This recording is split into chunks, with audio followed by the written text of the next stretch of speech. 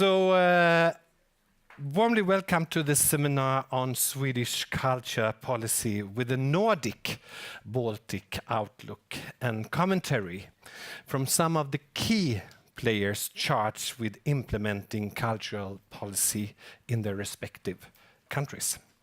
My name is Benny Marcel, and I'm the director of the Nordic Culture Fund, and I will moderate this discussion. But let me first of all start by introducing the panel. And first here is Staffan Forssell, who's the Director General for the Swedish Arts Council and the host for this meeting. And then we have Paula Toivonen, who's the director of the Arts Promotion Center in Finland. And then there is Annette Österby, who is the head of division of Agency for Culture and Palaces in Denmark. And then there is Daina Urbanavicine, who is the chair of the Lithuanian Council of Culture. And then it's Ola Kjellgren, who is the director of the Nordic Culture Point. And finally, it's Christine Danielsen, who is the director of the Arts Council in Norway. Give a big hand for her. And who are you? And I'm Benny Marcel, as I said, and I'm the director of the Nordic Culture Fund based in Copenhagen, but here today. The backdrop to this seminar is a debate on cultural policy that has been raging in the Swedish media about state control and the boundaries between fairness, quality, and artistic freedom. Some people say that culture in Sweden is clearly under greater state control than in the other Nordic countries. But is that really the case? What constitutes inappropriate interference and what constitutes perfectly legitimate funding requirements when the tax money is involved? As part of the Swedish presidency of the Nordic Council during 2018, Staffan Forssell decided that he will gather this group of people here in Almedalen. And you have invited us all here, the Nordic and the Baltic colleagues, to join you here today for a conversation about artistic freedom and the similarities and differences in the debates on these issues in the Nordic countries. So Staffan, I will actually give you the floor now to open up the debate. You're given 5 minutes to give your views, and how do you deal with the question of state control? Thank you, Benny. So this is a very sincere topic, so I will actually use my cards in English here and to follow my script. Dear madams and sirs, today we ask the question if Swedish culture policy is a role model or a warning example. For me, the answer is clear. I would present our culture policy as a role model to any other person or country. As far as I know, few, if any other countries base their culture policies as clearly as the freedom of speech as we do. Our culture policy states that culture should be a challenging force, inviting the arts to be critical. It spells out the independence of culture. The Swedish Arts Council promotes freedom of expression, artistic quality and development. To do this, we also need to promote equality and prevent hate, threats and discrimination. This is why the debate in the Swedish media the past months seems so absurd. Do we have a state control within the cultural politics, limiting artistic freedom? I say no. On the contrary, our culture policy is based on fundamental democratic values. Freedom of expression is absolutely central and goes back to the Swedish Constitution. The Constitution also secures that equals worth of all and the liberty and dignity of the individual. One of the opening paragraphs of our constitution states that the public institution shall promote the opportunity to all attain participation and equality in society, and for the rights for the child to be safeguarded. The public institution shall combat discrimination. When it comes to political control, in all my years as head of various cultural agencies, I have not once experienced political interference in artistic content. But it's always important to review ourselves, and I'm therefore glad there's a debate about cultural politics that pushes for artistic freedom. But we are not at that alarming point of that debate has presented. In worst case, the debate can cause us to question the whole system of public funding. And I'm sure that we need cultural politics and public funding. In a democratic society, many different perspectives and diversity of voices must be heard. And one way of promoting this is state funding for culture. In a democratic society, we need to make sure there is money to make possible options that are not shared by everyone. Children and young people who do not have parents with culture capital must also have the opportunity to experience literature, art, and culture, and meet other ways of looking at the world. To make this happen, the Swedish Arts Council supports a free and accessible cultural life all over the country. To be sure that its funding is far from political control, we have a system with 15 expert groups that evaluate applications. And those experts are often artists themselves, and they work for 4 years at the most. Then new experts come in, and quality is the core of these evaluations. So far, Swedish political parties have supported state funding for culture.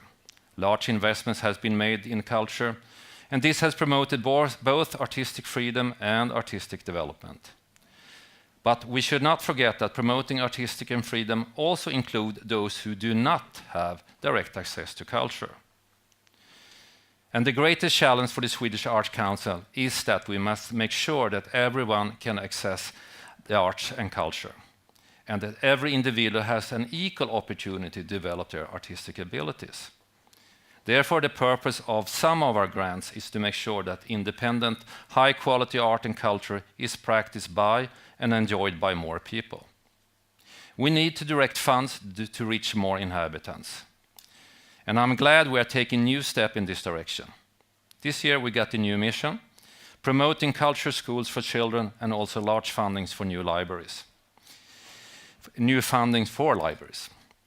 I'm sure this investment will help the arts and culture reach new audiences. I look forward to the unexplored artistic expression of those who have not had access to this area before. I cannot imagine the content, and I would hate to influence it. But I do believe that our current culture policy and recent investment will help this happen. Freedom of expression and equal rights are two sides of the same coin. Our democratic values, it's reassuring that both are protected by our constitution. Salman Rushdie has said that 2 things form an open society: freedom of expression and rule of law. If you don't have those things, you don't have a free country. Thank you. Thank you.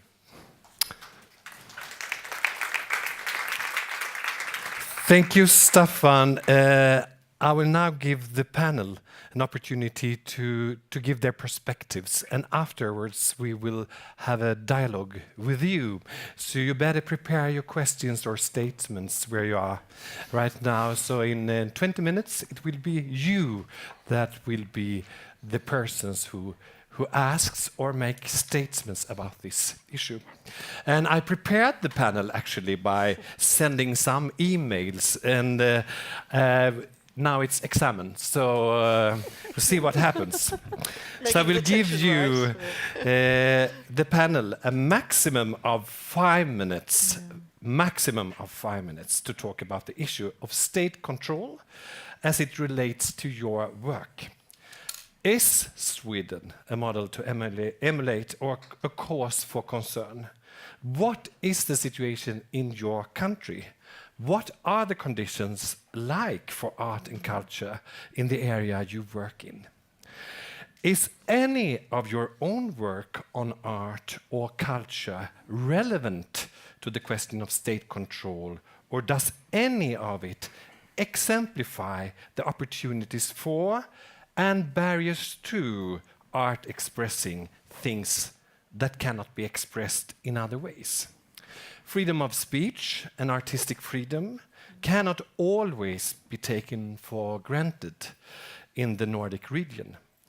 Are we credible when we talk about these issues? What barriers do we face? You see, there are many questions. Do you have any good examples of freedom of expression in culture being of great importance to your countries and regions? And I was actually thinking about who will start and so on, but I think I will start with you, Paula. You are new in your post, on your post in Finland. So give your perspective, the 5 minutes. Okay, thank you for the invitation. First of all, I would like to say that I feel really uncomfortable between these two tables because I'm so small, and this kind of restricts me, so this is a structural problem. Yes. I have two hats. I'm a performing artist. I'm a dancer, choreographer. I have been dancer choreographer for nearly 40 years. And on the other hand, at the moment, and during the last 12 years, I have been in leading positions in the organizations and administration. I still perform. So as an artist in Finland, I have never felt any pressure from any political party or any person, any politician. So I have really felt that I'm really free. I have free expression. I can do whatever I like if I have the resources. So I think in Finland we have quite a good situation in that sense. And then we have the small groups, artist groups. I think they have the same situation. They are really free. They have a free, they can do free will, they can do whatever they like if they have the resources, if they have a place, rehearsal space, if they have money to pay salaries for other artists. Everything is possible in that sense. But what is restricting artists is more like the education and the other artists. If you are working with other artists, you are collaborating, and then you are negotiating all the time what is. So you are not free in that sense that you negotiate. What do we want to express? But also there is a so-called unconscious curriculum in the education. So that restricts artist expression. So how to be a good artist? What kind of how do you have to behave? What kind of clothes do you have? And everything is kind of unconscious, and that restricts. But no politicians. I don't think there are politicians who are saying what to do and how to work. But then, if we look at the things from the perspective of organizations, bigger organizations, in Finland we have a big problem that we have big institutions who get the biggest money, and then we have a very, very well-educated freelance scene that don't have really resources or not enough resources. There's a big gap between these two groups. So if we look at these bigger institutions, then there have to be political supervising or directing. There have to be criteria why the public money goes to these big organizations. At the moment, we don't have it. So I would say it should be the opposite, that the state and the ministry should have a criteria, a clear criteria, whereas now at the moment there's only how many persons you are paying salary. That's the only kind of criteria, how much money you get. But there should be a quality criteria. There should be social impact criteria. There should be maybe certain kind of how could I say, kind of national. There are certain national organizations like National Theatre, National Opera. They need maybe a bit more money. Now it's maybe even too much money, but they need a bit more money, maybe because of a certain historical background. But there should be a clear criteria that is the same for all organizations, or for groups that have 5 persons or National Opera. They should have some kind of a same kind of a criteria how to divide the money, so that the ministry could have some directing. For example, if there is these equality problems or diversity problems, or so there have to be some kind of political direction. I think but it's strategic level, and it doesn't go to the actual artwork. Thank you, Paula Tovinen. Thanks. And then we will move on. This is like the Eurovision Song Contest from Finland to Denmark and to Annette Österby. What is your perspective on the issue? Well, I'm not going to ask or answer all your questions, Benny, because that would take too long time. But You're excused. what I'm going to do is to describe the situation in Denmark between arts funding and political steering. And I will also address the pros and cons of the Danish situation. And I will end by answering the question, is Sweden a model or a case for concern? Wow. But I'll start by just shortly introducing where I'm talking from. I'm responsible for the Danish Arts Foundation, which is a traditional arm's-length body for the state funding. And our annual budget is a little more than 500 million Danish kroner. And it goes on the basis of applications to institutions, to projects, and to artists. We are regulated by law, and it says in the law that the primary criteria for support is artistic quality. That's it. But it also says in the law that we have to report annually on the spread of the support with regards to gender, with regards to geography, and age. But that's all. So in a way, we're very lightly steered, and I think it's very typical of the Danish cultural policy that these reports on the spread is a kind of self-regulatory tool, that it aims at creating awareness more than sort of hard steering. And when I look back, I can see that's very typical of Danish cultural policy. There's still a great deal of respect for the arm's length principle and also for the autonomy of the cultural institutions. And when the government or the Minister of Culture has specific agendas, it is done using soft power with instruments such as recommendations, benchmarking, best case, inspirational report, etc., and not direct regulations or directives. Which means that in Denmark, the government's possibilities of directing or enforcing specific agendas or policies in the cultural field is quite difficult. And what are the advantages and disadvantages of that situation?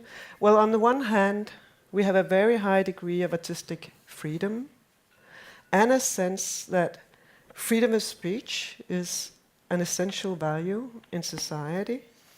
On the other hand, on the flip side, you could say that in many ways Denmark are lacking behind with regards to some of the other Nordic countries, with regards to gender equality, or with regards to diversity in the arts.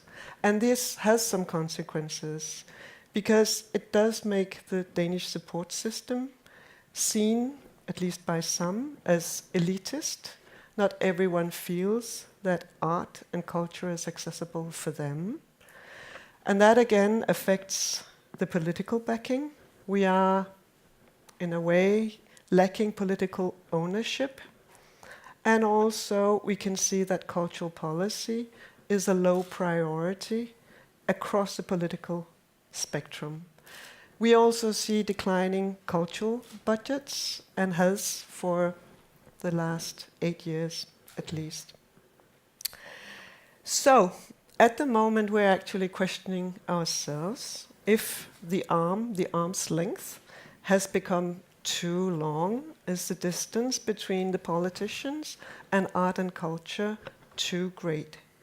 And by that I can end by answering your question. Yes. Is Sweden a model or a case for concern? I think from a Danish perspective, we can be inspired by looking to Sweden and Norway to find forms such as you have kulturmeldingen in Norway, and you have regleringsbrevet. You have some kind of formats, a negotiating space between the arts funding system, the arm's length, and the political system, where you can discuss and also define how art and culture can play a role in dealing with societal issues. That's it. Thank you, Annette. You're welcome. Lithuania, Daina Urbanavicini. The perspective from your country, from Lithuania. So many questions in 5 minutes, but I will try to be very short. You're welcome. So I'm very happy to be here to take part in such important event in Sweden. So thank you very much for the invitation. So to begin with what is going in Lithuania, the main thing that Lithuanian Council for Culture was established not so long ago, 5 years ago. It was in 2013, and is still undergoing the process of development. We tried to see what's the would be better model to create this new institution, and we decided that the best way to reform our post-Soviet culture funding system in Lithuania, it's the model of Nordic Arts Council. And based on Swedish model, we, Lithuanian Council for Culture, protect the principle of arm's length from politics in culture field. And we also regard quality as the most important selections principle when choosing members of the working groups of experts. They are responsible on making funding recommendations to the members' council, who make the decisions on grants for arts and culture.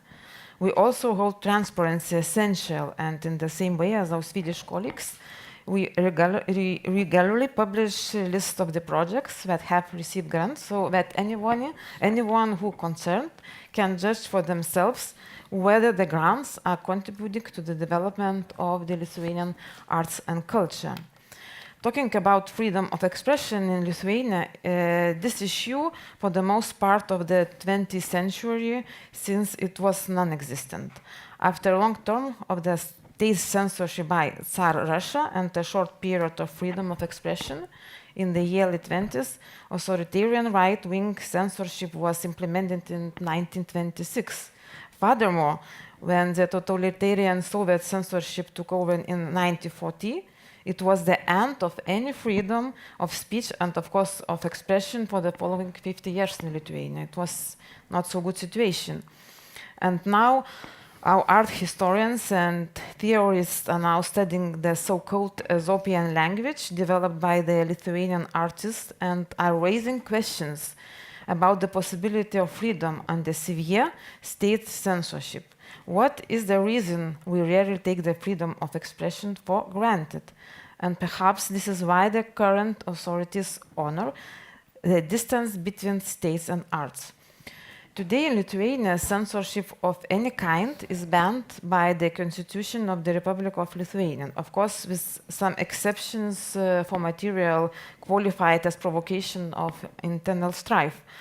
That is why the control of the artistic process is not and cannot be a part of the cultural policy in Lithuania. However, freedom of expression and the need to have some boundaries remains an ongoing debate in our mainly Catholic society. I can say several examples. For example, 6 years ago, a performance by the Italian director Romeo Castellucci on the concept of the faith regarding the Son of God in Vilnius, Lithuania, raised a very sharp and very shame public debate, and after pressure of some religious and cultural groups, was even discussed in a session of the parliament.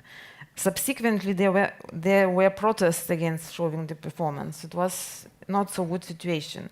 Another example, this year, our Lithuanian fashion designer, Robertas Kalinkinas, won the case, the European Court of Human Rights, after the officials of Lithuania banned his 2012 ad campaign portraying a denim-clad Jesus for offending public morals. So to summarize, debates on freedom of expression in Lithuania are mostly raised by the conservative part of the society and are pushing the authorities to take an action and not vice versa. In terms of our council, in theory, of course, there is always a possibility of political control regarding the state funding, because they like to say, our money we give you. However, practice of the past 28 years in Lithuania proves that it's highly unlikely. In the past few years, we were approached by several media representatives, and in some cases by local politicians, regarding the contents of the projects funded by our council, of course, mostly regarding the religious and moral basis. And each and every case, we stand firm on the position that the Lithuanian Council for Culture does not impose any kind of restrictions on the contents of the projects that we recommended for funding by the experts. And as I already have mentioned, we regard quality as the most important selection principle in culture funding, and we regard freedom of expression vital in order to ensure the quality. It's the main thing in Lithuania from our council perspective. Thank you, Dina. And Ola Kjellgren, Director of the Nordic Culture Point, from the Nordic perspective. What could you say? Thank you very much. I will start with... I think there is something with the microphone. I think mine was number 6, was it? Number 6? Number 6, please. Okay. You better... Yeah. Is this better? No? Not. Okay, thanks. I picked some of the questions to make a comment on that, and the first one is Sweden a model to emulate or a cause for concern. I would say today that I don't see any causes for concern, although that might change, of course, with the coming elections in Sweden this autumn. But I would also like to say that this goes for the national level. There are risks, as far as I can see, on the regional and local levels, since the arm's length principle is not that strong, according to my own experiences. That goes without saying. It seems to be a point of view among some politicians. And I think that's, there are strong risks connected to such a statement. I believe that the arm's length principle is something really valuable that, of course, should be discussed and evaluated and clarified and defined every now and then. When it comes to conditions in the area that I'm working in, I'm running a cultural institution that's run and owned by the Nordic Council of Ministers in Copenhagen.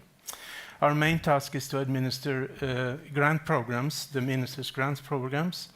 And I would like to say that the conditions at the moment are really good for art and culture when it comes to Nordic cooperation. We have clear and well-defined criteria of what kind of projects are to be supported, criteria that are confirmed by the ministers and or the staff from the national ministers of culture. We also have very experienced expert groups from the Nordic regions, in some cases also including the Baltic countries, since one of our programs is the Nordic-Baltic Mobility Program for Culture. These independent experts are appointed for a maximum of 3 years, and they are sovereign in making their own decisions on which project to be granted or not granted. The experts come from the culture field themselves. They have different but long-time experiences, and together they work out a good practice during their mandate period. This also makes the working environment for my own staff very secure, since they only have to make decisions on so-called administrative decisions. They have no saying about quality and so on in the actual projects. That's up to the experts to evaluate and decide. We receive about 700 applications a year, of which about 20% are granted at the sum of 5 million euros. on an annual basis. There's one question there of barriers to art expressing things that cannot be expressed in other ways, and I, as far as I can see it at the moment, there would so-called controversial art or statements wouldn't have any problems from my perspective to be granted by our funds or programs. And then there was a question of freedom of speech and artistic freedom, and of course we can't take that for granted, but are we saying too much when we emphasize that in the Nordic countries? And I think that we are quite credible, more or less, at least compared to other countries. Although there are, when it comes to artistic freedom of expression, there are a lot of threats to artists that have made their statements, which is, they are by law entitled to say whatever, but there are threats, and especially in social media and so on, and we shouldn't forget what that implies. And I also think at the moment there's some kind of fear saying or doing the wrong things in the public debate at the moment. People watch each other, and one wants to make a really quick statement on social medias, and then you have to be sure that that statement lasts when more facts come around, so to say. Finally, do you have any good examples of freedom of expression in culture? And I think it's worth mentioning the efforts especially made by the Nordic countries in creating safe cities for artists at risks, that is, artists that are threatened in their home countries for what they are saying and doing. So that is my view. Thanks. Thank you, Ola. Kristin Danielsen from Norway, director of this Norwegian Arts Council. What is your perspective, and would you like to summarize also the panel? You feel free. You got 7 minutes. Well, first of all, I'd like to say I'm not very happy about the Eurovision Song Contest comparison because Norway always comes last. Once. Okay, Sorry. just wanted to see if you were still awake. I want to answer maybe just one of your questions, because I think my colleagues have brilliantly expressed how the arts councils are built.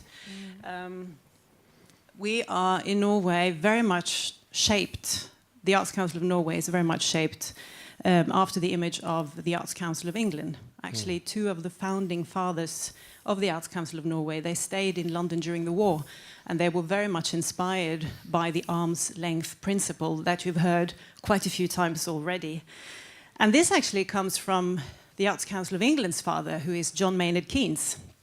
Not everybody knows that, but he's the one who established the Arts Council of England. And he used to say, God help the politician who meddles with the arts. And that's actually quite wise, because the arts has a very strong will of its own, and that's the whole point. Whereas the politics also is will, isn't it? So it could be a dramatic mismatch. And I've been following the discussion in Sweden very closely, and I think there are so many similar links between our countries, and I want to share some examples from Norway, because I think it is slightly different there at the moment, and then it may change, who knows. The Arts Council of Norway was established in 1965. We were established to take care of Norwegian literature, the Norwegian language. We actually put a tax on glossy magazines so that the low literature should fund the high literature. It's actually what it said. It started with a fund of 6 million kroners. Today we are 1.3 billion kroners. So it's becoming a large fund, but it's at the origin, it was 25% of the entire cultural budget. Today it's 8% of the entire cultural budget. So when it comes to instructing the fund, there is a law, which I know is also the case in many other countries, and the law says that the ministry or the government is not allowed to meddle with decisions made by the council. And obviously laws can be walked around, we know that, but I feel that the arm's length principle in Norway is quite holy and has been since its inception. Just one example, in 2014, it was 200 years since Norway had its first constitution. And that was obviously would be celebrated.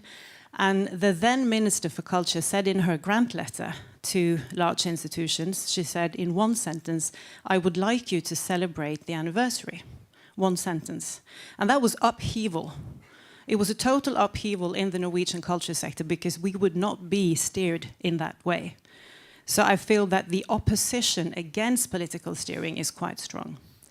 Also, last autumn there was an attempt to change artists' unions' decision on setting up committees who will distribute grants. There are 28 committees distributing grants, and they are all artists. So the former Minister for Cultural Affairs tried to change that, and that ended up with a demonstration in front of the National Assembly, and artists wearing the Munch scream. So I feel that there is a pressure from the grassroots which is quite strong in Norway. Whether it is because we're a young nation, I'm not sure. But I feel that this grassroots pressure is also something that's different in 2018 compared to 1965. When we're going to write the history on 2018, we're going to remember the Me Too campaign. We're going to remember fantastic Pride celebrations this year and this week and last. And we're going to remember big revolts actually starting on social media. And running a public agency in that time and age means that you always have pressure, political pressure and intentions, but the pressure is even stronger from the bottom up. So what used to be a top-down system is also now a bottom-up system. And we keep saying at the Arts Council of Norway, which I know a lot of other arts institutions say, is that we're not about something, we are for somebody. Which means that when we create our services, we are using UX design, and you all know that is user experience design. You know, we are for our users. And I think that perspective is kind of lacking in the Swedish debate, because obviously politicians will want to, you know, they all have their babies. They all want their babies to grow in their politics, but it's very, very difficult to actually do that. Because of the arm's length principle, because of the structures that my colleagues have been talking about with peer-to-peer artist assessment, and because of the pressure from the grassroots. So I think that's a different section. Also in Norway we measured, because we talk about freedom of speech, and in Scandinavia that's a bit like brushing in open doors, isn't it? We all agree. I mean, you will find very few people saying that I'm very much against freedom of speech.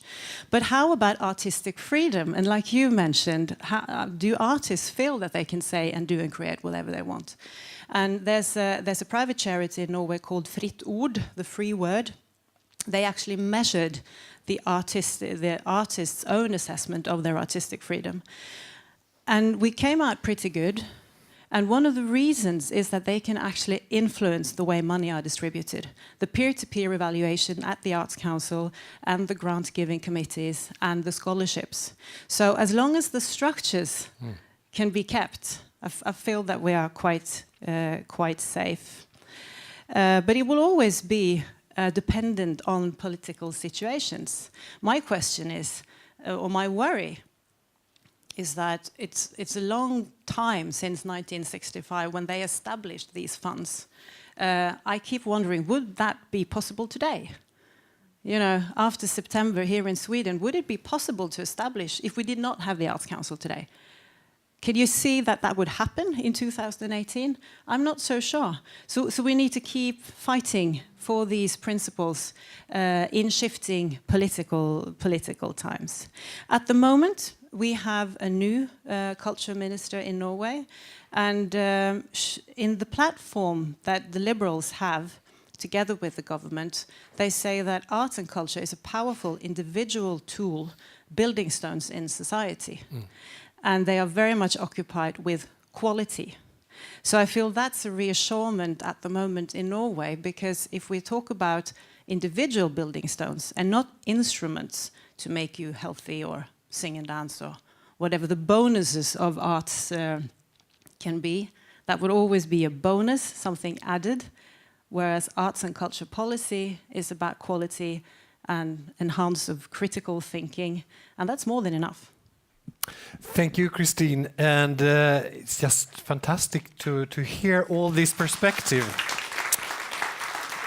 And you got the feedback from the audience, and I would like now to open up the discussion for you to either make a statement or to make your perspectives to the panel or just to make it here. I think that is part of freedom of expressions and artistic freedom as well.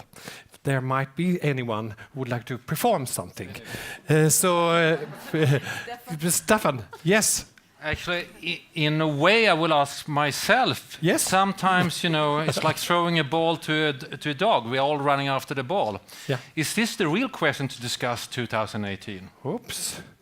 So sometimes we are so emerged about this question, and this is an important question, we no doubt. But sometimes I ask myself, we have quite, in a way, a conservative system who has been given money before should be given once again. Is this the way we should divide the money of culture in the future as well? And sometimes I believe that is the most important question. And that is much tougher discussion, because in reality, as Christine said, we more or less agree on this. So I wouldn't say that the question we came here for, it's important, but sometimes you wonder yourself, why are we debating that and not the big issue? Well, we better ask the host, I think.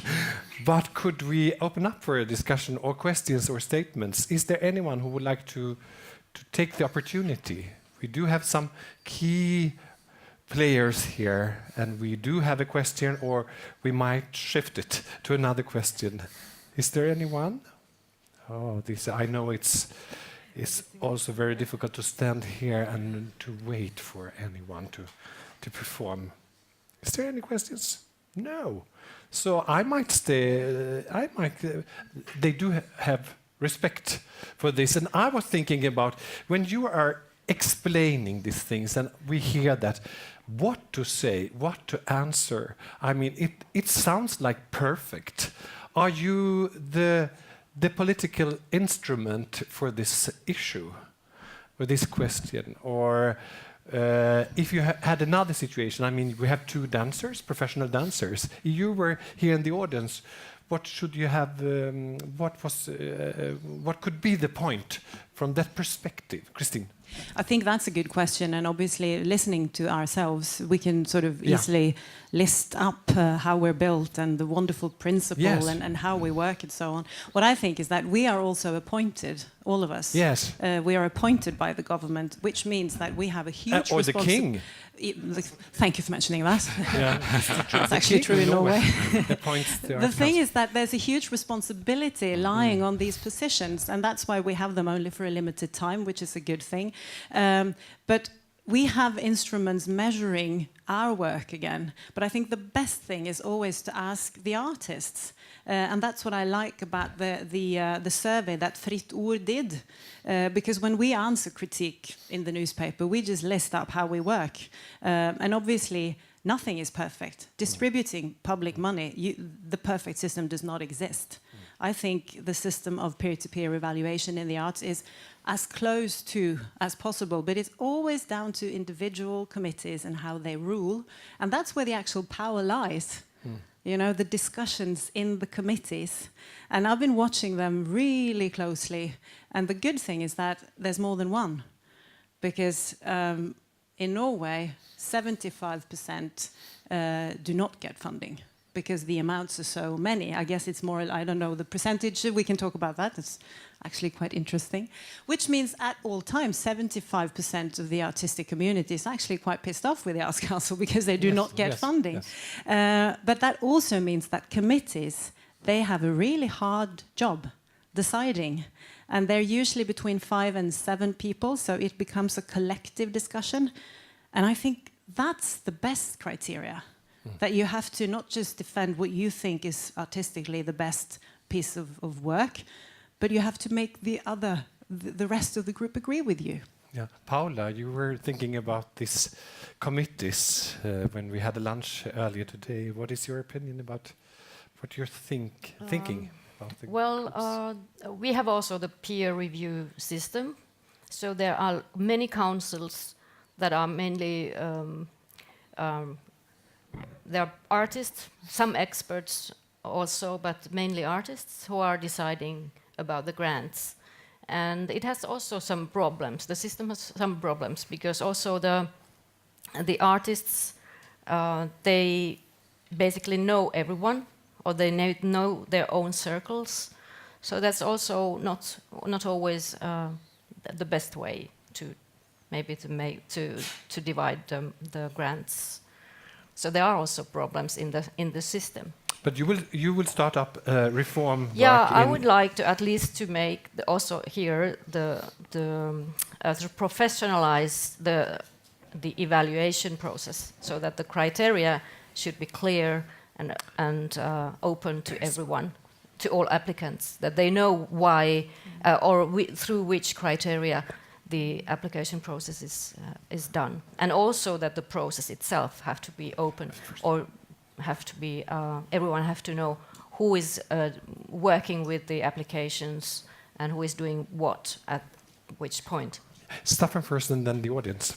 Yes, and knowledge information is, which I think is quite important. In Sweden, we speak about Sweden. Approximately 70% of the budget of culture in Sweden lies not within the state. It lies within the municipalities and the regions. And when we're here at Almedalen, we always only speak about the state. But the real power, as Ola mentioned, is out in the regions. The Swedish state stands for approximately 30%. And we can influence to some extent, but look at the numbers. So who are you? Benny, thanks for it. It's Martin Gilbert, British Council. Yes, hello. Hello. So it's a great, very, very interesting discussion, and I'm particularly interested in the topic, or what you're discussing about inclusion. So the opposite side of inclusion is exclusion. Now, I'd like to sort of, I know that in the UK this is a big issue, and we're working towards more inclusion. And I'd really like to hear how you see it in a couple of years' time in your countries and in your organizations, what steps you're taking to increase inclusion, and what is inclusion? Annette. Oh, inclusion of who?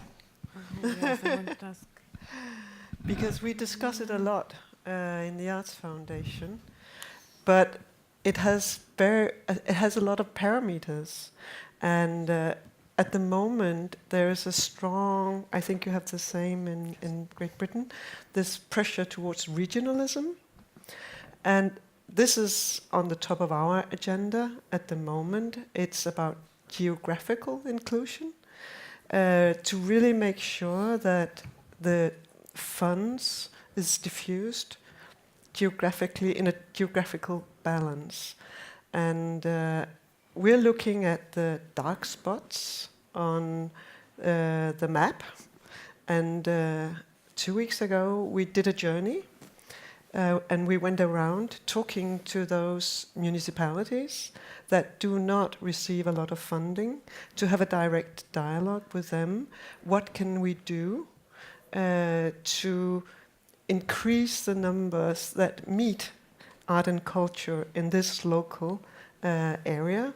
And what was interesting about their reply was often it's not only money that they want, it's knowledge, it's help persuading the politicians about the role of culture. It's very much about the educational level in schools and kindergartens. How can we be more professional in the introductions we give to young children into arts? It's very difficult if you're in a small place.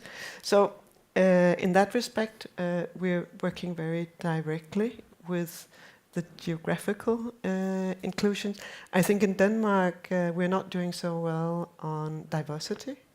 We don't really have tools, or have not applied tools to work with it. We're talking very much about quality. Do we need to have a broader concept of quality in order to include more art forms, both to make sure that we include new expressions Like, how do you work with Instagram? What do people who are 15 or 16, what are their cultural habits? How do we include them? I think when we look upon ourselves, I think we see a very traditional arts funding system going back to 64, 65. And are we really sort of including new cultural patterns or expressions? So it's inclusion on a lot of, I don't know if you have a more specific question in your... That's very interesting answer. Thank you, Annette. Another question or statement? Who are you? Thank you. My name is Christian Schönenberger. I'm the ambassador of Switzerland in Sweden. And my question is how you deal with different ways of working. What I see in the Swiss Art Council is that frequently it's bottom-up, it's demand-driven. Artists make proposals, they are then considered or not considered. But the question is, how do you deal with sort of top-down initiatives? You want to promote a certain art form or so. How do you bring these two ways of promoting art together? Christine grasped that ball, right? I think it's a very good question, and it's interesting because that's when you're a sort of a public agency, you need to do both. You need to let all the 1,000 flowers blossom so that you should have good grants so that the art sector is actually driving the development. But then again, as an arts council, you see the entire country under one, and we do a lot of interesting analysis. We have about 20,000 applications coming in each year. That's a lot of data. And we put that together, and then we see, ooh, there's a tendency there. Oh, in the performing arts, they do that. And then we want to do sector programs with initiatives. And that could be all sorts of different sector programs. And I can't mention them all here, but there needs to be a balance. There needs to be a balance of the Arts Council setting up sector programs that would look into certain areas. And then you have to have a lot of free distributed grants so that you make sure that the sector is actually driving its own development. So it needs to be a mix between the top-down and the bottom-up. But I think it's a very interesting question, and also answering from the Nordic. I'm also on the board of the Nordic Fund, and they have this really interesting three-step version where you have the start, sorry, what's it called again? It's called Opstart. Opstart, In which Danish. is sort of seed money Yes. to check out whether a project should go forward or not. Because the problem with a lot of the Arts Council is that you need to be ready to go right into production if you do get the funding. Yes. But a lot of projects maybe should never happen. So that seeding fund is really interesting. And then you have sort of regular project funding, and then you have sector programs, which is on collaboration between Nordic live music scenes, where we see a big tendency, and also on Norwegian handcrafts. So I think this three-step model is interesting. But there needs to be dynamics. Yeah. You can't be stuck. Ola and then Staffan. I would just like to make a comment on this diversity issue that the Nordic Ministers of Culture have allocated extra money for this year that we've been handing out for projects that are promoting diversity, accessibility, and so on. And sustainability also is a big issue. There are money put in that matter too when it comes to young people. So there is efforts being made, although there are small sum of money, but still there is a common